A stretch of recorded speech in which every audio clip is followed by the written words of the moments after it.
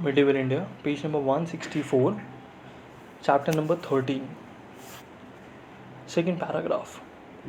Early in 1576, Akbar moved to Ajmer and deputed Raja Man Singh with a force of 5,000 to lead a campaign against the Rana. In anticipation of this move, the Rana had devastated the entire territory up to Chittor so that the Mughal forces might get no food or fodder. He had also fortified all the passes in the hills. A furious battle between the two sides waged at Haldi Ghati, a narrow defile leading to Kumbhalgarh, which was then the Rana's capital. Apart from the selected Rajput forces, the Rana's van was led by Hakim Khan Sur with his Afghan contingent. Thus, the Battle of Haldi Ghati was not a struggle between Hindus and the Muslims or between the Indians and the foreigners. A small force of the Bhils, whom the Rana had befriended, was also present. The Rana's forces are put at 3,000. The onslaught of the Rajputs and the Afghans threw the Mughal force into disarray. But the rumors that Akbar had arrived in person rallied them. With fresh Mughal reinforcements, the tide of battle began to turn against the Rajputs. Seeing this, the Rana escaped. The Mughal forces were too tired to pursue him, but after some time they advanced through the pass and occupied Gogunda, a strong point which had been evacuated by the Rana earlier. This was the last time Rana engaged in a pitched battle with the Mughals. Henceforth, he resorted to methods of guerrilla warfare. The defeat at Haldighati did not weaken Rana. Rana Pratap's resolve to fight on for independence. However, the cause for which he stood had already been lost. Most of the Rajput states had accepted Mughal suzerainty. By his policy of including the Rajput Rajas into Mughal service and treating them on par with the Mughal grandees, according broad religious toleration to his subjects, and his courteous behavior to his former opponents, Akbar succeeded in cementing the alliance with the Rajput rulers.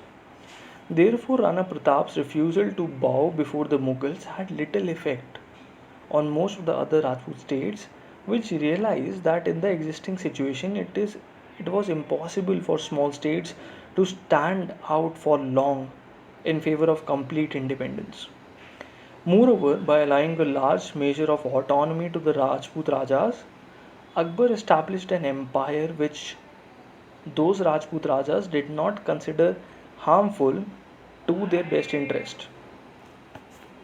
Rana Pratap's defiance of the mighty Mughal Empire, almost alone and unaided by the other Rajput states, constitutes a glorious saga of Rajput valor and the spirit of sacrifice for cherished principles. Rana Pratap's method of sporadic warfare was later elaborated further by Malik Ambar, the Deccani general, and by Shivaji. It is not necessary to discuss in detail the struggle between Akbar and Rana Pratap. For some time, Akbar exerted relentless pressure on the Rana.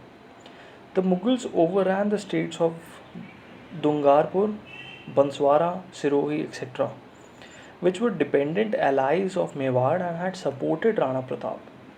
Akbar concluded separate treaties with the states, thus further isolating Mewar. The Rana was hunted from forest to forest and from valley to valley. Both Kumbhalgarh and Udaipur were occupied by the Mughals. The Rana underwent great hardships, but thanks to the support of Bhil chiefs, he continued his defiance. The Mughal pressure relaxed after 1579 due to serious revolt in Bihar and Bengal. In protest against some reforms effected by Akbar, Akbar's half brother Mirza Hakim made an incursion into Punjab in order to fish in troubled waters. Thus, Akbar had to face a most serious internal crisis. In 1585, Akbar moved to Lahore to watch the situation in the northwest, which had become dangerous. He remained there for the next 12 years. No Mughal expedition was sent against Rana Pratap after 1585. Taking advantage of the situation, Rana Pratap recovered many of his territories, including Kumbhalgarh and the areas near Chittor. but he could not recover Chittor itself. During this period, he built a new capital, Chavand, near modern Dungarpur. He died in 1597 at a young age of 51 due to an internal injury incurred by him while trying to draw a stiff blow. Apart from Mewar, Akbar had to face opposition in Marwar as well. Following the death of Maldeo 1562, there was a dispute of succession between his sons. The younger son of Maldeo, Chandra Sen, who was the son of the favorite queen of Maldeo, succeeded to the Gaddi.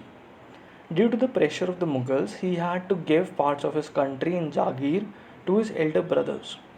But Chandra Sen did not like this arrangement and after some time rose in rebellion. Akbar now took Marwar under direct Mughal administration.